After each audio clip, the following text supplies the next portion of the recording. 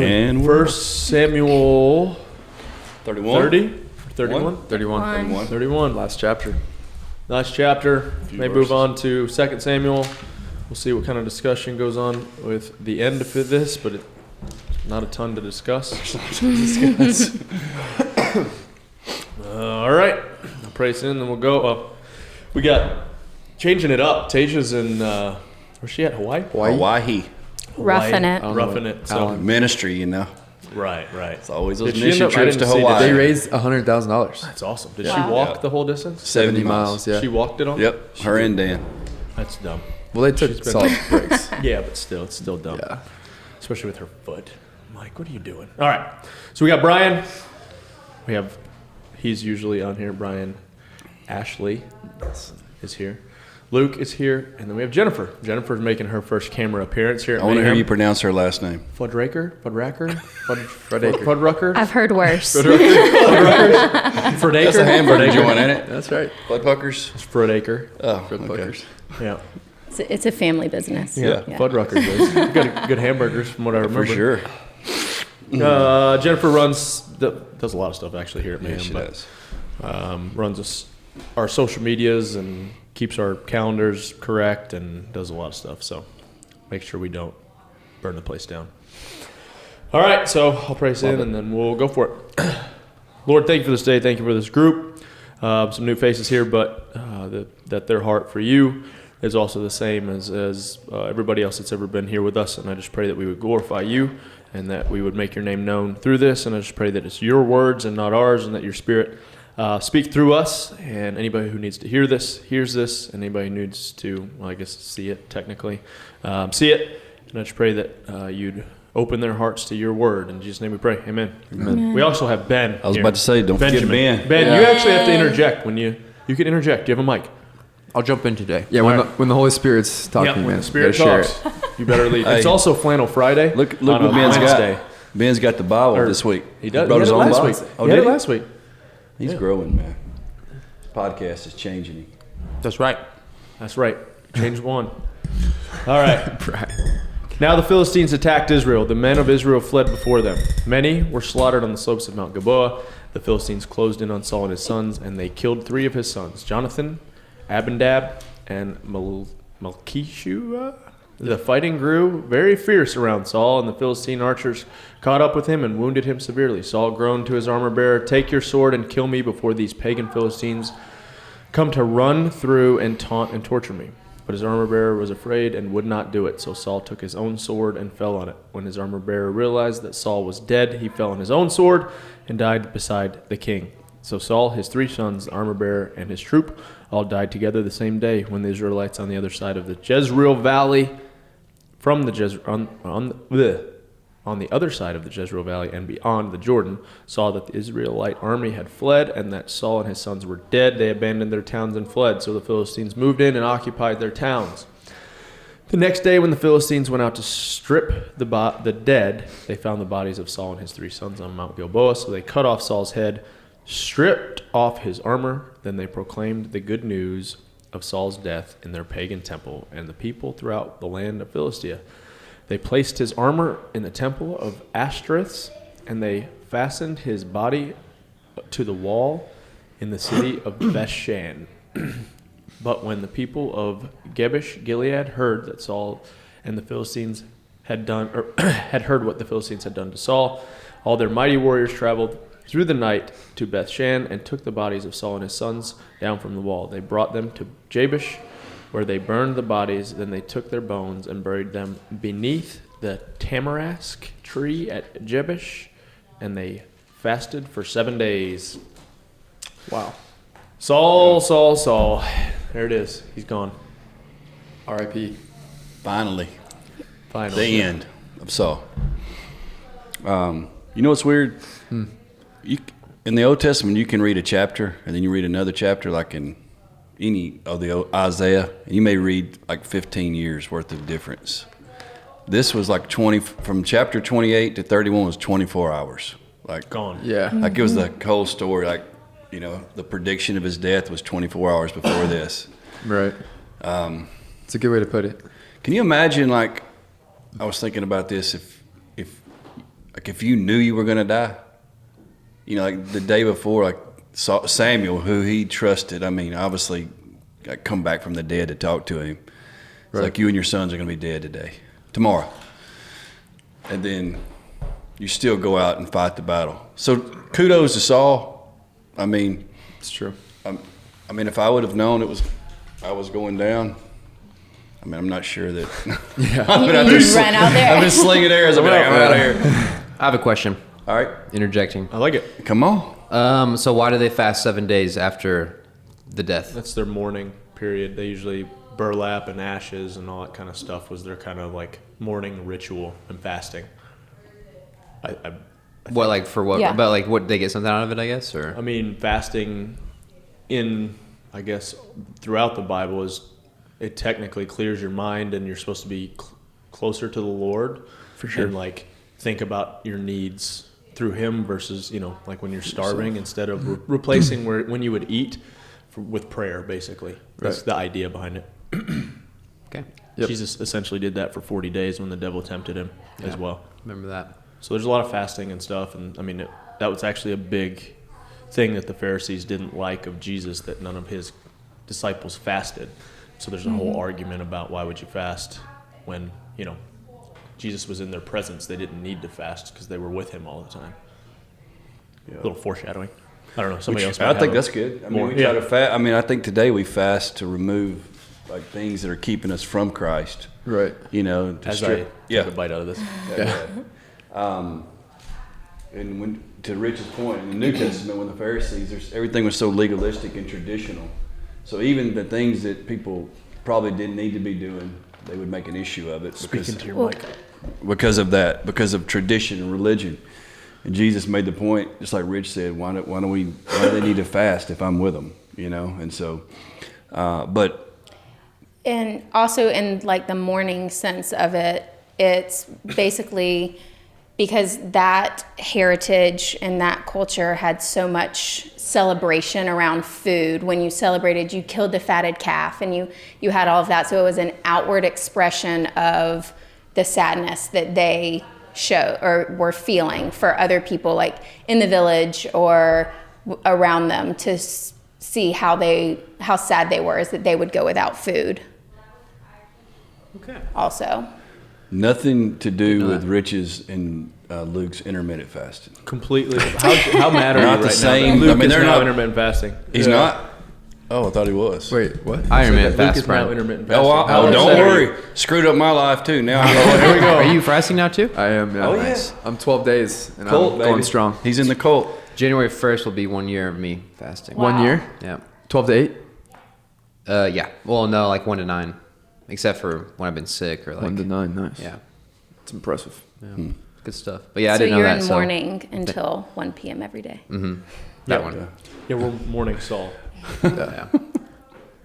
Well, just to add to the whole fasting conversation too, I mean, I like what Jennifer and Brian said, but I mean, also like when you put aside hunger and food, it's like you're using that time to pray, like Rich said, and like you really get to hear from God, like in that time of prayer, just through communication and praying.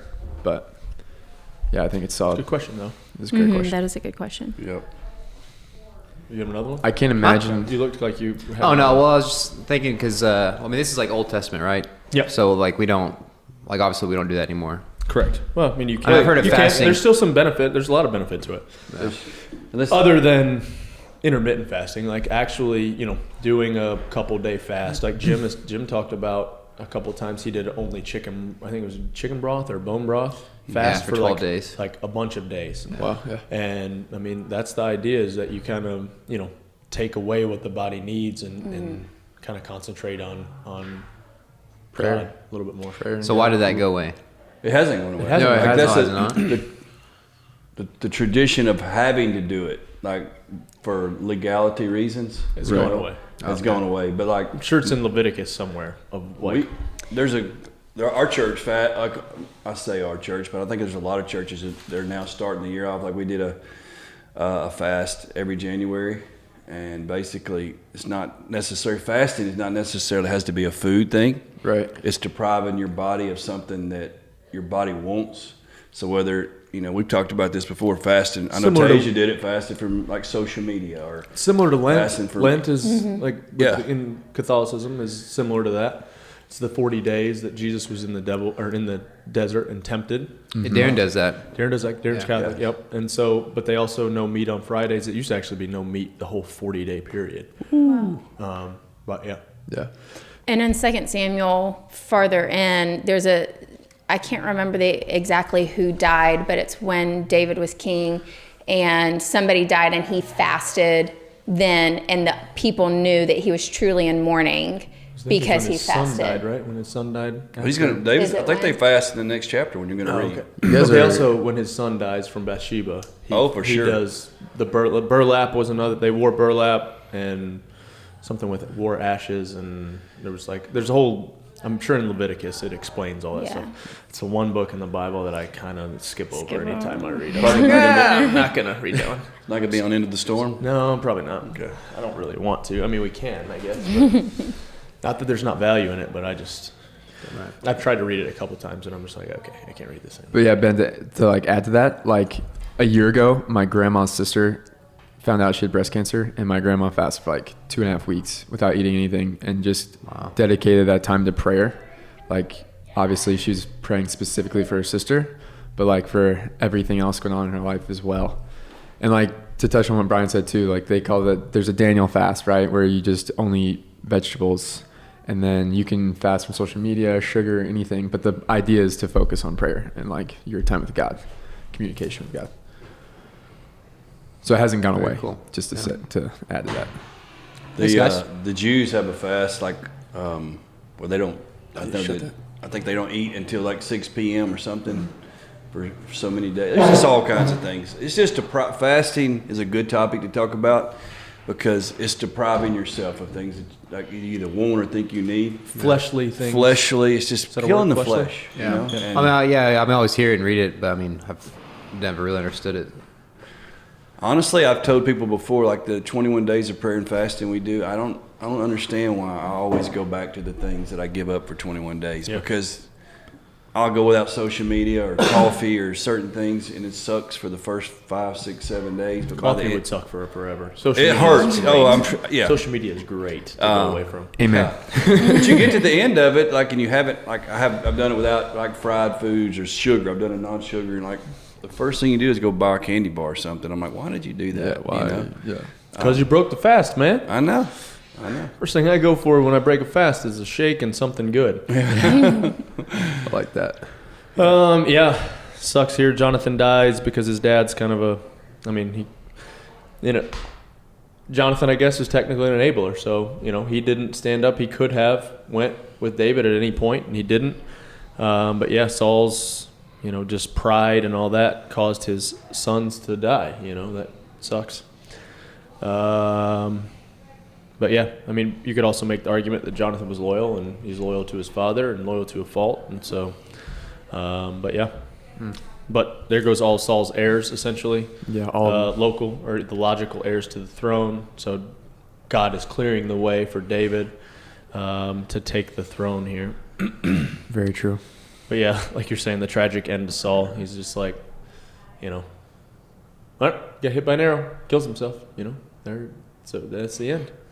So we just 29 verses or 29 chapters leading to this point. It just kind of ends there. It's like there's no dramatic. It's just over. It's just like peace. Yeah, you know what I mean? Yeah, it's not like fighting back. He's not doing anything. He's just like, got hit with an arrow. All my sons are dead. We talk about this, and it's been kind of the theme of the whole. We've got another group, and we were reading in Luke 14 this morning, and that's right. Jesus talking about the humble and being humble and exalting people that are humble. And Saul was not humble. We in the beginning you start you're like, man, I feel bad for Saul. He just kind of one screw up and he's done, but he just kept doing it and kept screwing up. And ultimately, I think what it all boiled down to was jealousy. What is Barry always says, jealousy is a wasted emotion. Yeah. I like that. Barry Smith getting a shout out on the podcast. We can't use any of his other material whatsoever, but jealousy is a wasted emotion, and there's no point in it. And Yeah, but you gotta give You know, it. that's essentially what led to Saul's demise was jealousy. Yeah. Yep. There's a lot to be learned there, you know. How many times in life, you know, you catch yourself just jealous of things that worldly things, you know. Yeah. There's just no point in be jealous.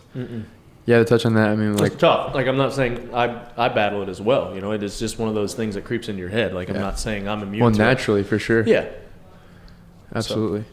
All I was going to add is, like, right before we started recording, I thought it was interesting when I brought up that Yeah, verse. you said that before. I have the verse pulled up right here, Luke 14:11. For all those who exalt themselves will be humbled, and those who humble themselves will be exalted. I thought it was neat. Brian, you're in that that study plan of the Gospels, but how that whole chapter talked about, you know, those who humble themselves will be exalted, but if you exalt yourself, you will be humbled. That whole idea, like, that's, I mean, I haven't been here, but I've been watching all the End of the Storm episodes, and like the whole book of 1 Samuel, it constantly proves that verse, like through the entire thing. And right after that, Jesus talks about reaching out to the people who can't benefit you. Mm-hmm. You know, I thought that was awesome. Yep. Like, you know, because we have a tendency It's to easy to benefit or easy to help people when it's going to benefit. oh yeah, like But this when person's gonna if I help him, like it's really gonna pay off. And Jesus like help those who can't do The anything crippled, the for weak, you. Like poor, you know. that can't give back to you, right? And honestly, I mean, I'm not throwing a pitch here, but that's what we want to do a Mayhem mission. Mm-hmm. Honestly, we're trying to reach those like that. If we don't go out there and do it, it's not going to get done. You know, like Yeah, absolutely. I think So- through all of 1 Samuel talking about humility versus pride and jealousy, you could almost instead of saying Saul, you could almost say, instead of his name, use the word like pride. And instead of saying David, say humble. And like jealousy through this spear, jealousy went into this battle, humility won this war. You know, like it's such a picture of those two qualities just personified. Yeah. Agreed. No, perfect. Yeah. No, I 100% agree. Yeah. Saul is just, that's it, you know, done. And then, you know, you're saying that he just killed and then whatever, but it's like the ultimate in that time is still not cool, or not good, but for his body to just be like chained up and be decapitated and all this ultimate like humiliation of what happened to him after. Right? They said they put him on the wall. Put him on a wall. What? you know that is still a cultural. I mean, I might get us in trouble, but I think you still see that as a cultural thing in the Middle East. Yeah. Yeah, it's I mean, they did that like when we had those pilots shot down. Yep. You know, I And don't know if the beheadings and stuff. beheadings like that. and dragging them Cutting through their the heads off. street, beheadings. I mean, it's almost I don't know why Yeah. that's. I don't- I mean, but I when think I'm- it was a cultural thing. When I'm dead, it's like, who cares? I'm over. You know? Yeah. But it's almost a celebration of. Yeah. But definitely, you know, they're trying to humiliate him for sure. Before you move on to the next. though, too, though, that, you know, the guys from inhabitants of Jabesh, Gilead, got some people together and went and took the body and were like, all right, hey, this was our king, whether he was wrong or not. We're gonna give him and his sons a proper send off, I guess. So. I feel like maybe that was Israel's version of like the 5th Special Forces Yeah, or maybe, the yeah. Navy SEALs. Yeah, I those mean, people we hung out with. Yep. like we're going to go right downtown in the Philistines camp, Yep. take him off Take the him wall off and the bring him wall. home. I mean, His that sons. Because of what Saul had done for those people before the Spirit of God left him. Yeah. Yeah. He was their king, and he did, when the Spirit was on Saul, he really was protected them. And so that was them. I don't know about you guys, but when you think back, most of the time the good things come to mind, like they overpower. And I think those people, no matter how much Saul had kind of fallen off, Yeah, for sure. remembered what The good he did. the good he did and what he had done for those people. And I mean, it's just, honor is such a big virtue in that culture, and I think that was just their way till the end. We're going to honor who he was, not who he is. Right. Yeah, I agree. Honor and loyalty back then is huge. Yeah. when you say loyalty, because that's what the thing that struck me the most in this whole chapter was The armor was the bearer. armor bearer. Like I read that and go, like, where is that today? You know, because I mean, me and Rich have talked about it before here. Like it's when things get hard, especially around people of faith, it's easy to say I'm dipping because God told me to dip. God told me, God told me how to. God spoke to me. It's I find it very rare that there's not many ride or die people anymore. I'm going down with you. Yeah. I'm gonna fight with you. I'm gonna To the I end. took mess an up. oath Yeah. to protect you till, yeah. I've got friends, and even now, like we talked, that's made horrible mistakes, and I'm not bailing on them. I don't care. Like it's just, we're going to keep fighting. And I've said this we've talked earlier in here. I mean, we all have like things that you could call an issue or a good quality. I think I don't have a lot of good qualities, but I feel like I'm loyal to a fault. It's cost me a lot in my life, but if I say I'm gonna do it, I'm gonna do it. And I feel like that's a strong characteristic of Mayhem. I've told you that when you came here, like Yeah, absolutely. we go together. If somebody hurt, we're all gonna hurt, and we're not bailing and we're not throwing anybody on the bus, and we're gonna pray. And something that I've had to come to terms with though is loyalty is both ways. For sure. Like if somebody's loyal, show some loyalty back, then I've always got your back. But what I've had to learn is not necessarily don't need to be loyal, but like there is a two-way street. it's definitely a two-way street. And that's something sure. that I've struggled Yeah. with in the past, that I was too loyal to people that weren't necessarily loyal back. Sure. If that makes sense. Yeah, So definitely. that's been hard for me, up until recently, So, Yeah. because I'm the same way, loyal to a fault. The problem is, I don't know where that fault is at times, and sometimes that loyalty is only one way, and so that's tough. Yeah, it's a two-way street for sure. You just have to be. That's where you have to use a lot of discretion, I think, and wisdom. I mean, Yeah. you've talked about who you going to let in the camp. If you got to the point you're going to let them in the camp, hopefully you've done enough homework and prayer and research, because you can't bring people into your camp that have a completely opposite belief system or set of values, and think, I'm going to bring them in here and I'm going to change them. Right, yeah, no. People do that in relationship today. Like they'll date somebody or get married to somebody, and the minute they're married, they're like, all right, I'm going to get him to quit hunting. People are going to be who they are. Like you can't change that in the end most of the time. So being a little bit more wise of who you allow who you're going to be an armor bearer to. Yeah. Absolutely. Yeah, and don't confuse that with us saying, we've talked, just in Luke, Jesus was always with the broken. He says numerous times to the Pharisees, why would I spend my time with people who don't need fixing? I'm with the people that need fixing. So we're not like saying don't do that. But, No. But the people that you bring super close, his disciples were his dudes, Yeah. And Loyal to there death. were women too, in the whole this discipleship Right. group. But it's just be careful on who you're letting influence you. Like David's mighty men. Yeah, for Yeah. You got that core that you have core to group, that you for sure. depend Well, he had his three inside his mighty sure. men, Yeah, I think that's like you were saying, just a spirit-led thing and not a blanket of overall people. Like it's a very individual relational thing, because even with Jesus' disciples, the Judas who betrayed him, Jesus knew he was going to betray him. He still ate at the Last Supper, but it's just knowing who's around you and knowing, I don't know. No, That's the curse of Jesus, Yeah. I would not want to know. all that he knew. I would not want to Right. know like Can you what you're going to be imagine? doing. Know what you're going to have to go through, knowing Yeah. who's going to, you put so much time into people, and then Peter denying him 3 times, Judas handing him over for 30 shekels or 30 yeah. whatever. Pieces of silver. So,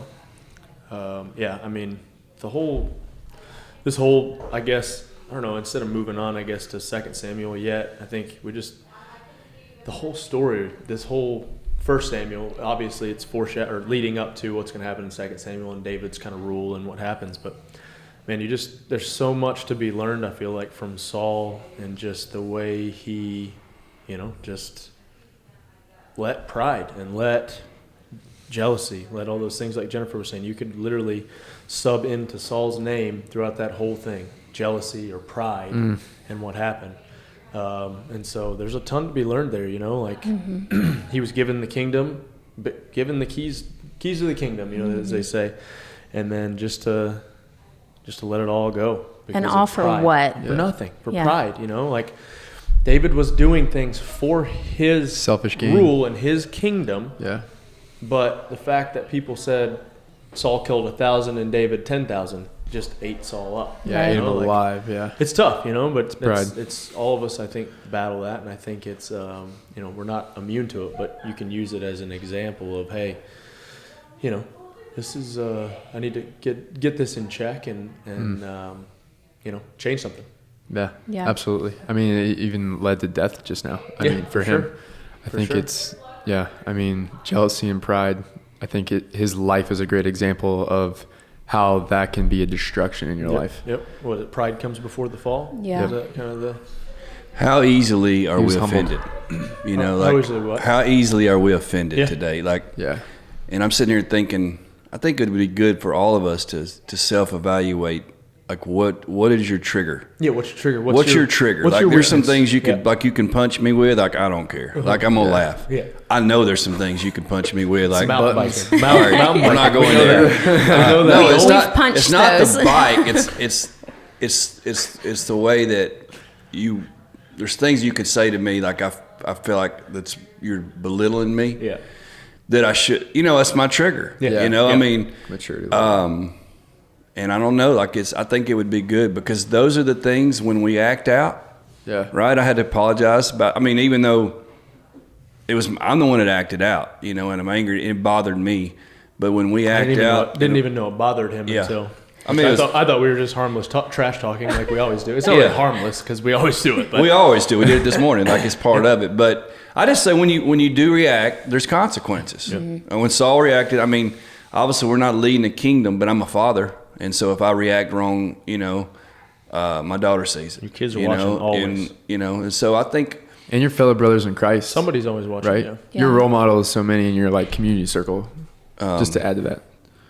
Yeah. So I mean, I don't know about that, but just the triggers. And Saul had certain triggers, you know, and David pushed his button, you know, and Saul reacted in anger. Some people react in like, you know, pouting or bitterness or I don't know, but you know, I have a mouth on me and I wish, you know, I repent quite often. I apologize to Luke yesterday. I mean, I'll say stuff and be like, why the hell did I say that? You know, like why did that come out the way it came out? I think it's also important because you're essentially saying just self-awareness, but with all of this, David wasn't doing anything wrong, and we also have to look at people that might offend. They don't know they're doing anything wrong. Like that's an inside job. Most of the time. Let's hope. There's times where people, are go trying for to it, right? Sure.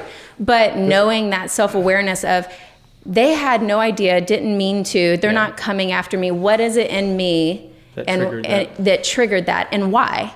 And when you start to feel yourself feel that way, pay attention to that. Yep. Like that's important for all relationships. Yeah. Agreed. Yeah. I mean, there's multiple times that things that shouldn't offend me, or you know, it's usually just somebody says something that they don't know, and they don't know they don't know. You know, and usually it doesn't like him using this as an example. Him being offended by that comment. I didn't even know it offended him. Oh, no. And so it hurt him more than it hurt me because I didn't even know. Yeah, you had no idea. Until I found out later. So it's really, if you think about it, you being offended isn't even doing anything to that other person. Mm-hmm. You know? So instead of be like, hey man, didn't like that. Cool. Yeah. But that's hard to communicate sometimes too. Yeah, for sure. Mm-hmm. Yeah. It's easier said than done a lot of times. But that's how you kill that pride. Think about if Saul would have just been like, hey David. Yes.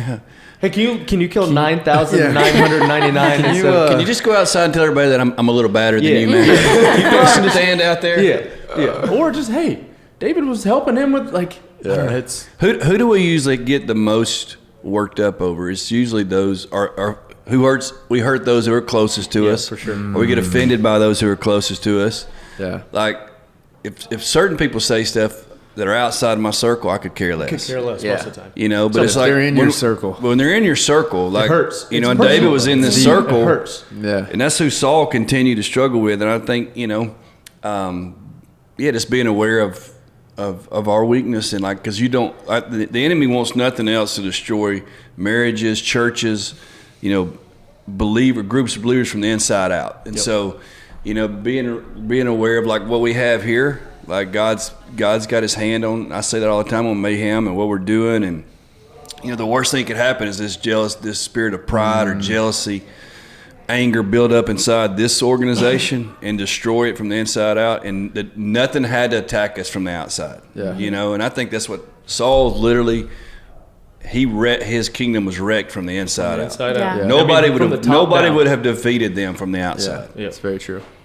Yeah, I like where this conversation is just carried to. I mean, for everyone listening, like close, like we're talking about that inner circle, friends, family, spouses. I think just communicating and having that conversation of, does this push my button, or like, you know, communicate what really hurts or cuts deep. I feel like that Communication. can, A lot of things can be handled with communication. I mean, Amen. it's, you know, we were talking about the spear and how many times Saul threw the spear, and how, like, instead of throwing that spear, Yeah. I'm like, hey, David, communicate. Let's talk a little bit. Yeah. What we have here is a failure to communicate. Yeah. My shoulders are really no. tired. All I was just saying was like that could help eliminate much bitterness, Yep. and then many arguments within, you know, friends, family, etc. For sure. And when somebody comes to you with that, like, we have to be receptive to Criticism. of going like, I mean, if Rich says to me that don't do that because this does this, I should be able to respond in a way that goes, all right, I get it, instead of going, man, you're just over, but don't worry about that, or I'm just kidding, or that didn't really mean, you know, us being able to respond the it right needs way to be to people well confessing received. their weaknesses is huge too. Yeah. You know, so saying that, Ben, I'm sorry that Being I falsely vulnerable. accused you on social media for losing my GoPro camera. Will you forgive me? I forgive you. Oh, thank you, man. Happened? I missed it. I'm on social media. I've accused Ben of losing my GoPro camera. Where did you lose his GoPro? But he didn't. I never found had it. Oh. I thought that day that we rode the local. I did. That really pushed Ben's button. Huh? He didn't even text me. He didn't even. He went like, "Hey He just man, straight social media. you got my huh? GoPro? I just get on Instagram and I'm getting blasted." And I was like, He just I was threw like, the bro. spear right at you, didn't he? I did. I threw a spirit, Ben. "We got like 10 Spears. GoPros, you know." So I was like, "Dang, I don't know which GoPro was his." You know, I was like, "I don't know how many batteries he had. I don't know if he had a memory card. I don't know which memory card he had." And then Great he leadership. didn't even give me a public apology either. He later on he came to me, he's like, "Hey, I'm sorry." This is his public apology. I just Okay, apologized yeah. to at Okay, least here it 1,000 is now. people. Yes, I think. Okay. Hey, good time to Yeah. apologize. Hey, this brings up a good point though. It's hard. You were talking about getting offended by people we're closest to. There's one thing, like my wife she knows what hurts. Oh, my wife knows how to throw a spear The right hardest, at my heart. Yeah, and the hardest thing that I find is like is trying to react like the way we're talking, Yeah. because I know that's not how she reacts. You know what I mean? Yep. No, it's Like that's tough. It's especially when it's not reciprocated. It's tough. Yeah. But you know, maybe the track record of responding to somebody who's a little bit more hostile with patience, with grace, and just doing it over and over again will help a little bit. What Ben just said is a great point, because I know, like, we know how to hurt each other. For sure. That's the outside world may not know it, but like if we know each other's. we know where to push the button. Yep. Oh, If yes. if we want to punish you, like we can say that because I know this about you, or I remember when you did this. Yeah. We're great at reminding. So you're exactly right. We hurt those closest to us because we know them better than anybody else. You know. You know, and then how many times, like, once we do that, the minute it comes out of your mouth, you're like, why did I do that? Even the reaction, you know, like, Yeah, like he's saying, just anybody, just using a relationship, but somebody who comes at you aggressively, and you really, there's no need for it, but you do it as well, and then you're like, what am I doing? Why I don't even care that much to like. It's not going to help anything. Aggression, 9 times out of 10 in like everyday conversations is not beneficial whatsoever. But no, I 100% agree with that, man. My parents are separated. You know, they were married for 47 years. No, for 44 years. But it's when you sit and talk to them, or you talk, each one of them has their own story, and they're still great friends. It's ironic, but Right. they hang out all the time, still date, but and they'll tell you they both knew how when they got mad to like really like cut the other one's legs out from under. Exactly. cut deep. I can tell you what bothered my mother more than anything. And when Dad was ready, like that's how he would cut her. He would chop block her with it. And Mom would do the same thing with Dad. Like, I mean, there was just a couple things, and you can only do that. You can only hurt somebody for so long before they're like, all right, I'm done. Yep. Yeah. And so every time that we do say something to each other and we go, I'm sorry about that, Luke, or I'm sorry about that, Rich, that's fine. We're going to forgive. But after the 40th or 50th time with the same thing, you get to a point like, all right.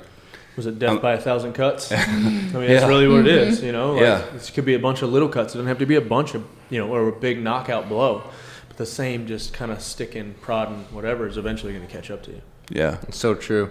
And like when you're in those, or for me, anyways, like when you're in those arguments, like for me, like that like quick thought of like, I could say this and like win. You know what I mean? Let it go. And then it's like, it's not worth it. I think like that's the what difference. that takes time. It takes maturity. It's taken me Maturity. 10 years now. And I mean, I'm just using marriage as an example. You're never going to win. No. Then what's the point? Like who cares? Why we're not? And that's what I try to like get across is we're on the same team. Yeah, same like, team. We need to be working together, moving forward, and that's with anything. Is like any relationship. Yeah.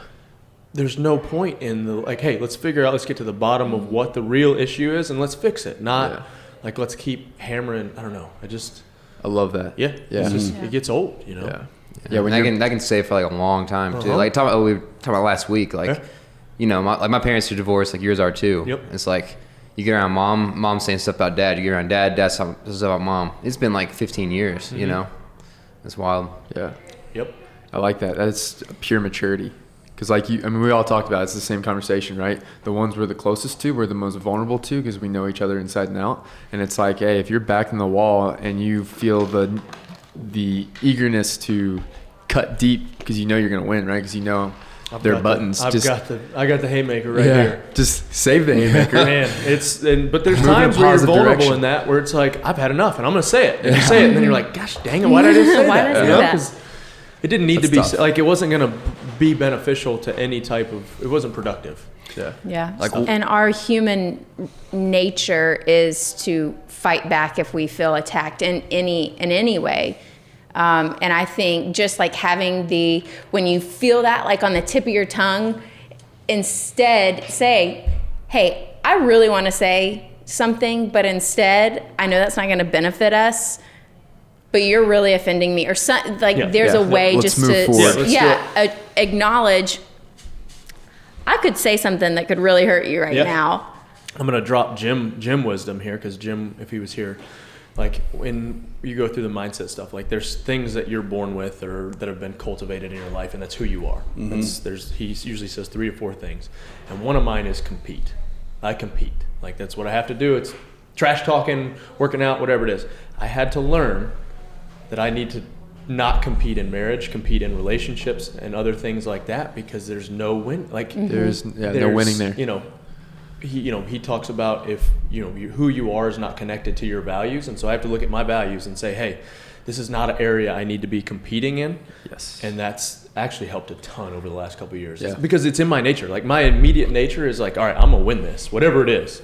And I have to sometimes now, through maturity, through just knowing that, hey, this isn't a competition. Yeah. Like I need to chill out a little bit. Yeah. And it's tough. It's hard for me. Like it's something I'm not proficient at yet, but it's something that I've addressed and know that it's there and I need to work on it. So. Yeah, absolutely. And it probably comes easier to respond that way now than it did. Yeah, for sure. Knowing that years ago. There's nothing wrong with me being a competitor, and that's who I am, and it's been cultivated me my entire life. Through just having a ton of first cousins that everything was a competition, and then my parents, not that they were ever like you have to play sports, but just seeking approval through sports and all that type of stuff, and that's just all kind of cultivated into who I am. And there's nothing wrong with that, right? But I had to attach that to who what I actually believe, my faith, my family, my fitness.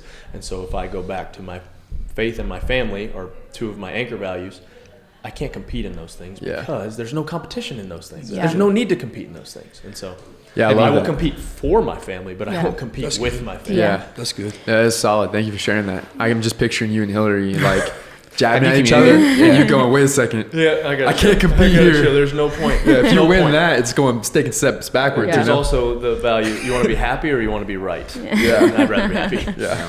Even when I know, even there's times when I know that I know that I'm right, it's not worth it. Yeah. And I look at it and I'm like, I know that I'm right, but it ain't worth it. You know? It ain't worth it. And the more I'm gonna you're go do the dishes. You know? yeah, I'm gonna go do the dishes. leave. Yeah, the more you respond that way, it's not easy, but it's easier because easier, yeah, for you've sure. done it before. You've put those reps in. Like, well, I know how this is going to go. Right. I know in a couple hours I'm going to be glad I responded this way versus how Right. I want to. And let me be clear, I'm not saying like be a punching bag and continually Sure. like allow stuff to happen that shouldn't happen. But when you respond, be like, hey, I don't appreciate that. I don't talk to you like that. Like that's been some things that, you know, there's no need to raise your voice because I already have a loud voice and my voice carries. My kids are terrified when I use my real yell. And I might amp up an octave or two or a decibel or two and I'm Or like, three. I need to chill out. You know, Yeah. like I need to completely come back down because I don't think I'm being loud, but when I'm being aggressive, I guess I am. So Yeah. it's tough. It's all. I mean, it's a great conversation. Yeah. Now where are we at? Yeah, Yeah. mature. How Are long we have we been reading doing? chapter? No, we're gonna We're gonna stay here. finish. Yeah. I think a good question. I mean, maybe I'm sitting over here thinking about the arguments. Has anybody ever won anything actually? No. If No, you win an argument, we no. never do. But have you ever lost anything if you won an argument? Yes. Absolutely. Yes. Well said. Good 100%. point. So like, like you're not. that. There's nothing to win and win an argument, but there's plenty to lose in winning an argument. Yeah. Yeah. Yeah, You you know? win regret and guilt when you win the Oh argument. yeah, Yeah. you've hurt somebody. Like you Exactly. may win, and like when it's over, like what did I get? Yeah. You didn't get nothing. Zero. But that's where the pride comes in. I won. I won. Yeah, won. we fed the nature of pride, Yeah. but it didn't get us anything. You know. It's never going to, just like Saul, he could say he won on certain things, never fulfilled him. Never fulfilled it. He always wanted to win something else Or always or wanted dig to a little deeper. Go after David. Right. Wanted David. Like that was his just always chasing. Yep. And I think to Rich's point about like, there's no excuse. I mean, I don't think we're here to make light of. There's people today. There's women in abusive relationships. There's people in abusive relationships. Like we're not saying, hey, just sit here and don't not sit fight there and back. take a heck no. You No, know, I'm not there's. saying that. I mean, there's no one who deserves to be in an abusive. There's no excuse for that. Physically so, or emotionally. Physically Right. or emotional. Emotionally, like so we talk about physical, but emotional can be just as bad. yeah, oh for That's sure. real. Yeah. But if it's like, disagreements, like learning to go, I can fight in love. Yeah. You can honestly speak, like you said, in a mature, kind, hey, Yeah. let's Even look if at it's one-sided and continues to Can we just stay look at it one-sided this way? for a I love while, you. But eventually, who knows? It might click. yeah, absolutely. I've heard the saying, truth without love is mean. Love without truth is meaningless. But love with truth is medicine or something like that. Like you can't, one of them is Yeah, you need them both. Mm-hmm. Yeah. I love it. Yeah. with truth. Yeah. Or Truth, love and truth. You We got Ben. You gotta have. Constructive. Where we at or No, what? what are you thinking? Oh no, just listening, man. All right. It's good stuff. Good conversation. I was actually thinking about like when Rowan's older, trying to That's get that tough. message into her head It's because tough. Yeah, kids are tough too. 'cause Yeah, that's they're a hard thing It's to so learn. reactionary with kids because they're so little too. Like they Yeah. do. And having 3 for me is like, I catch myself and then I'm like, why did I do that? Like that. It's chaos, and so it's tough. Having 3 kids is tough, and then mine are all young, and but I catch myself reacting to things, and I'm like, whoa, back up. Biblically, not that it's going to happen this way every time, but the Bible talks about the children paying for the sins of their fathers, and but you do see today, like we're talking about abusive relationships, how a lot of kids who grew up in an abusive relationship and are miserable wind up being abusive parents. Yep. So I say that to say your daughter, my daughter, your children, when they see us react wrong, I mean, they're sitting there watching it, and they're going to repeat it at some point, and they're probably going to do it in a greater volume than what they saw their parents do it in. Or they've experienced it, and that's all they know. Yeah. And so that's what they expect from other people. And you can't go to your children when they're 7. I'm sorry, Dad, about to bust on you, but I'm playing baseball, and I'm dipping. Yeah. And he trying to scold me and punish me Bring for your dipping. elbow up. Pick your dipping. For dipping. Dipping. I thought you meant dip. Yeah, and he's talking to me while he's spitting in his spit cup of red, man. He's like, yeah, hey, man, you don't can't be dipping. No, this is horrible for you. Yeah. This is not what you want to be. Don't be like me. Dad always said, do as I say, not as I do. Do as I say, not as I do. Be better than me. Be better than me. I love you, Dad, but I mean, it's stupid. It doesn't work that way. That's the same thing. Think about, my parents are incredible parents, both mine, but they were not good together. But that was the marriage that I saw, you know? And so I had to figure out hey, what was good about their marriage? There was not everything was bad in their marriage, but the parts that were bad, I had to kind of filter through those and be like, hey, I saw this didn't work. Hey, maybe I shouldn't do that, So it's tough though, but you have to be mature enough to do that. And like I said, my parents were incredible parents. Even when they were divorced, were very present, very always there, still incredible parents, but absolutely they weren't good married. Twice that they were married to each other. Right. Yeah, I said that. They were married to each other twice. So obviously my dad was not good at muscle ups because I don't know if my dad's ever done a muscle up. I can't do them. Yeah, my dad struggle. He They're always could, going to be a struggle. I just know it. But how are his biceps? You got good biceps or no?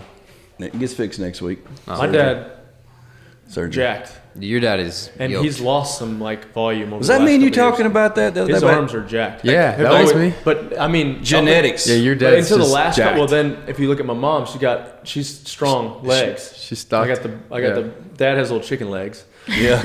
His upper body though. He's Dude, I'm telling you, and Farmer strong. It's gotten from because the introduction of the cordless drill. Before that, he'd swing a hammer all the time. So anything that he built was with a hammer. So his arms were huge. All forearms, hands, just rough and and tough. so he's still jacked, but not as. But Janice is a dump truck, man. She'll be hauling, not in a bad way, but She's hauling 3 kids. I've seen her haul trice. He means that in the Violet one, politest and way then got, possible. In a good way, I know. And got Sorry, that was Lakeland over here, she's just pulling them in the house, Farm worker. Yeah, dragging some toys with her foot, kicking the wheelbarrow at the same It's time. also why she got to replace her hip. Always doing something. But yeah, both my parents, that's just what it is. I noticed it when I watched that Good Dudes commercial. Your dad? I think He his also shirt was a had little tight or something, three but he times. was See, the Grinch, his shirt was 3 times too small. But yeah. But he's standing there and I was Play your best Was it card. small as Josh Malone's? no, nobody's Okay, shirt I'm about is to say as small that's as Josh Malone's. Nobody's ever gonna. He actually wore Josh's shirt on that. All right, enough dumping on people. We're just talking about people who have no chance to talk back. Well, I'll get a text usually, but no, I love my parents. My parents are incredible. I do too. I wouldn't be the man I am today without them. So. Amen. All right, we good? We're good. We're at 50 minutes. There it is. All right, I'll pray us out. Thanks everybody. Like I said, Actually, for real sharing. quick, Go there ahead, was Luke. one thing when you and Brian were talking I just want to share real quick. So I was thinking about constructive criticism. Mm-hmm. I think being on the end, let's say you were being hard on me and telling me, hey, you're doing this and you need to be doing this. I think from the end of receiving constructive criticism, we need to drop the pride. Yeah. Because I was thinking about, because right now, we're studying the Gospels in Luke, and I was thinking about Jesus having constructive criticism to the Pharisees. But, we're talking about pride, right? Humble, or pride before the fall. The Pharisees themselves, who are supposed to be, these extremely intelligent, Brood of vipers. right? Jesus was the ultimate trash talker. Sorry. Yeah. Well, Jesus was looking at them saying, hey, well, granted, he was coming from a place of constructive criticism. for He's sure. like, hey, you're doing this Yep. when you need to be doing this. But the Pharisees instantly were like, Offended. yeah, they're like, well, screw you, Yeah. Jesus. Yeah. And they were Who are prideful. you? And Except for the Son of God. Look what happened to them. So, I mean, I don't know. When you guys were talking, I was thinking, man, even when we're on the receiving end of constructive criticism, we need to really check ourselves and swallow our pride. It's good for. I mean, That's a most great- of the time, it's there. The criticism is there to help you. I mean, constructive criticism. Well, no one does constructive criticism unless they genuinely love you. Yeah. How'd you like how I responded to yours this morning? I believe you said I had little man syndrome. I heard you. Did I say that? Yeah, you said that.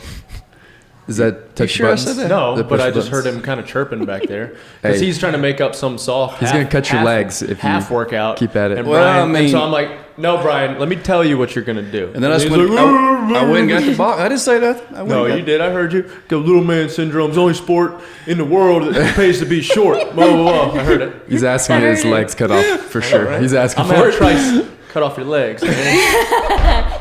With my chainsaw. I got a knife. I got a chainsaw. Gonna see my knife.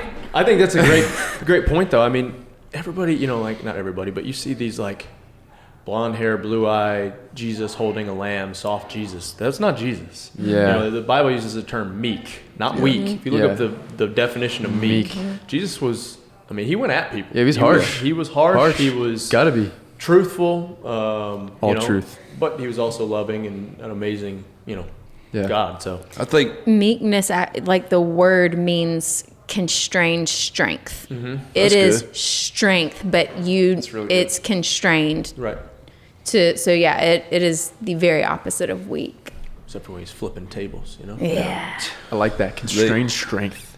the Good input, and the Jen. kidding around what Rich is saying, the constructive criticism, and I would be the first one to say, like, I would never contradict anything he said when it comes to physical fitness. And I think we pick on each other, but I mean, what's made us a good partnership over the years is like the things I'm good at, he listens. Yeah. The I'm not things good at he money, so- and we make fun of it. I mean, he may make fun at the same time, but Yeah. he's always followed through. Yeah, and absolutely. like I may call him little man this morning, but I go get the box and the wall ball. You know what I mean? Like Yeah. I'm going to do what he says because absolutely. I know at the end of the day, like he knows much more about that. And I know if we learn that's if we want to be good, wise human beings, we learn to be listeners before we become, Yeah. Swallow the Especially pride. with people Yeah. like we said that have areas of expertise that aren't our areas of expertise. for sure.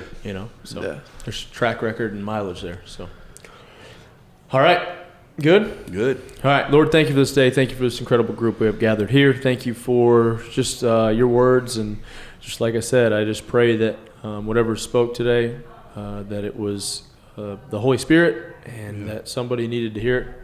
And like I said, I just thank you so much for just the opportunities that we have and the blessings that you've given us. I just pray that we would serve you and that it be your will that we carry out and not our own. And that we just continue to seek you and draw close to you, Lord. And I just, once again, I thank you. I thank you so much for sending your son to die for us. And I just pray that we would glorify you in all that we do. In Jesus' name, pray. Amen.